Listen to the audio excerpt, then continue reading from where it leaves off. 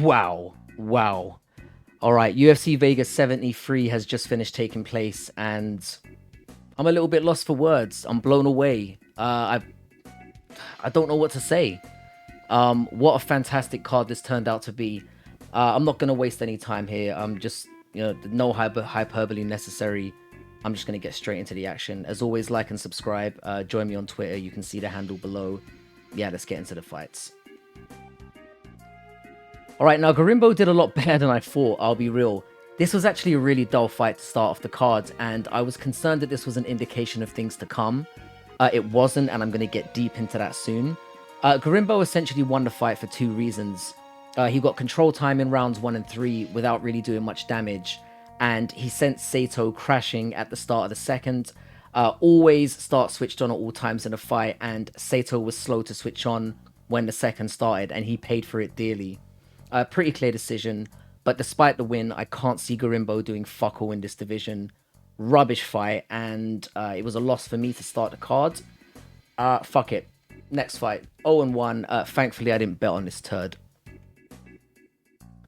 Alright, this was an absolute mismatch. Leonardo must have pissed someone off up high to get fed to this savage. Silva is so good on the feet, and she just lit her ass up. She switched stances well and picked her shots. The fight ended in a standing TKO, which you don't really see that often, but, it's women's MMA. And to be fair, the ref pretty much saved that pudgy Ninja Turtle from eating her dinner through a straw for the rest of her life. Splinter's going to be really disappointed. Silva could do really well in this division. Leonardo needs to go back to the sewer. Nice easy win. Took me to 1-1. I called this a nice parlay fluffer, and I felt a little bit of a stirring in my pants during the post-fight talk. I'm not going to lie. Anyway, next. Alright, this was another one. This is where the card kind of turned for me. This was quite an enjoyable fight. The jiu-jitsu on display was very high level, and both men looked pretty even in that department. What surprised me was the standing improvements that Hooper's made. He was so busy, and he hit much more impactful strikes throughout the 3 rounds. He had great cardio on display. This move up to lightweight might be a really great move for Hooper. He didn't look like an emaciated miner, and his chin actually looked like it can hold up a little bit better potentially at this weight class. This was by no means a top 15 performance, but really decent work. Fiore will be fighting on the regionals again by Monday. He's whack. Dominant performance. 1-2. Nice win for Hooper. Alright, this felt like a fight between two overly indulgent polar bears fighting over another fish. It felt like I was watching the Discovery Channel at times, I'm not gonna lie. Nascimento edged the significant strikes in rounds 1 and 3, and lost a second after a nice takedown from Latifi and control time on top. Nothing I can say can make this exciting. It ended in a split decision. Latifi essentially lost it when he failed to take advantage of a takedown in the third.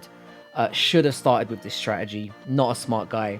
I think he retired at the end, and this was the only fight to not get a post-fight interview, so that was pretty funny. Who really cares? Nascimento is a typical bottom feeder heavyweight. No threat to the top 15. 1-3 for me though, not the best start. So Urbina came down a weight class and made the weight, and Cocse missed weight in his own weight class, so fuck him.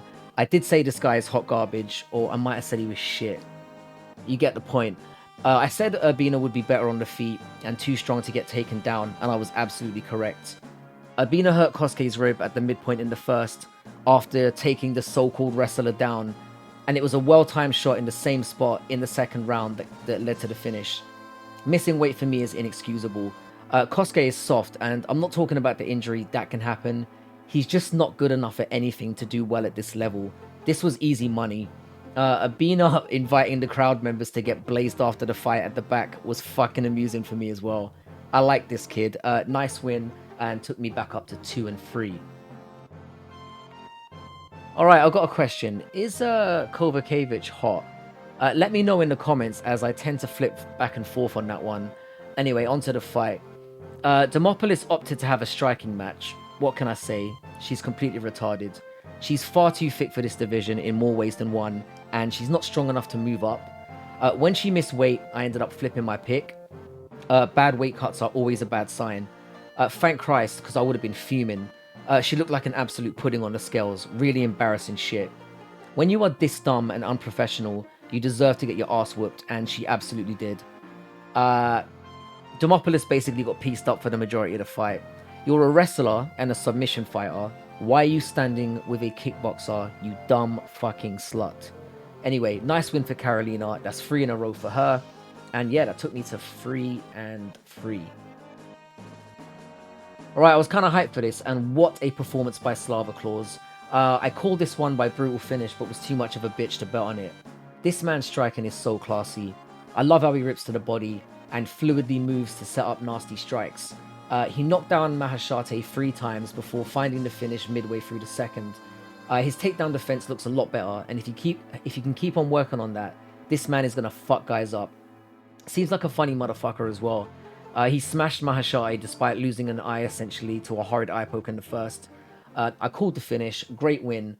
Perfect gym for him, by the way, working with Faber to get that wrestling game up. Took me to 4 and 3. Nice little fight to end the prelims. Holy fuck. Alright, first round, I thought I got this one horribly wrong, and I was ready to tear the bet slip up and set up the next one. Johnson won the first round by picking shots and looked like he was goading Ferreira into his style of fight. He was talking shit and fighting at range. Between the rounds, Ferreira's corner was so pissed off, they told him to just shut the fuck up and fight. He didn't really take the advice. Oh boy.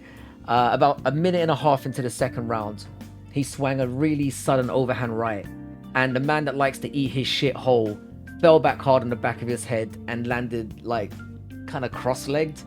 I don't mean to be a prick here, but that shit looked hilarious. It was brutal. Johnson literally woke up confused. He had no idea what was going on. Watch this one back if you haven't seen it. It was devastating. 5 and 3, and I started to go on a little bit of a run here. Buckley, he's such a cock, and I love it. Fialho took a more cautious approach than we usually see from him, and it really cost him. Buckley was more active in the first, and I love watching this man because win or lose, he goes hell for leather every time. He did catch 1 or 2 in the first, but Buckley was piling on the pressure the whole time, showed he can mix effective takedowns in. He boxes well, and he throws baseball bat-like kicks. He actually ended the fight with a sick head kick in the second that dropped Fialho, and he just stepped over him and gave him one more dirty shot while he laid on the ground. There seemed to be some bad blood there. I don't know the story behind it. The post-fight interview was entertaining as well. He ended up like dousing himself in prime and then talking some shit to Jake Paul, or maybe it was Logan Paul, I forget. I used to really dislike this man, but he's pretty funny. This card was actually turning out to be pretty fucking good, as I mentioned. Some really nasty knockouts, and yeah, another brutal finish here. 6-3 on the card. Let's move to the next one. Alright, this was another fight that in the build-up I really shat on, and you know what? It was actually decent. This was the best I've seen Godinez look in a while. She strung together combination punches well, and Ducote was wearing a lot more damage over the 3. Both women were game and engaged in what was pretty much a boxing match throughout. Loopy was just quicker to the punch. This performance convinced me that Loopy should not be fighting at 115. This higher weight class really suited her, and she looked better than I've seen her in a long time. Fair play to Ducote, she never gave up despite being slapped around for most of the fight. Another win in the bag, let's get it, 7-3. Oh my god, I fucking love Fluffy Hernandez. I called this fight perfectly again. Shabazian hit a few decent shots in the first at the very beginning, but Hernandez just laughed in his face, stuck his tongue out, flipped him the bird. As soon as they went into the clinch, I knew Edmen was fucked. Fluffy relentlessly went for takedowns and pummeled his ass on the ground to close the first. The rear naked choke attempts were just so exhausting to deal with, and the second was absolute domination. Wore him down, beat him up. Fighters can learn a lot from this man above welterweight. Fuck the bodybuilding. Come in there a little bit soft-bodied at your natural weight and just put cardio pressure to beat the fuck out of guys. He's not going to be a champ with the gender bender at the top of the division, but I can see this man reaching the top 5, maybe. This prick is relentless. The parlay was still alive, and another W after a shocking start. 8-3. Alright, I was so flagrantly disrespectful about this one, and goddamn, I was wrong. This was a great fight. This is the best performance I've seen from Mackenzie Dern. I know it was against Angela Hill, but fuck it. Outside of round 2, where Hill had a good round landing knees in the clinch, Dern beat the absolute fuck out of her. Hill looked like a gargoyle at the end of this fight. She got at least 2 10-8s in there. And to be fair to Hill, she did really well to survive, so she gets a lot of credit for that from me. Dern hit so much harder on the feet, and that clearly shocked Hill. I called Dern terrible on the feet, and she does still look a little bit sloppy at times, but she cracks so hard, and she came in there on a mission today. I called this to go to a decision rather than picking a winner. So yeah, I ended the card 9-3. Divorce clearly agrees with Dern. I was wrong to shit all over it. Fantastic performance, and I've got to say, what a brilliant card this was. I did not expect this. I don't know if I've said that. All right, so this took my overall record on the year to 127-59, which really is a lot better than I could have expected at this stage. It bumped me up a percentage to 68%. We've actually got a 2-week layoff for the next card, which is probably good. And the next card, to be fair, it's got some secret bangers in there, so I'm looking forward to it. Anyway, Loma and Haney is coming up next, so I'm going to prepare myself for that fight.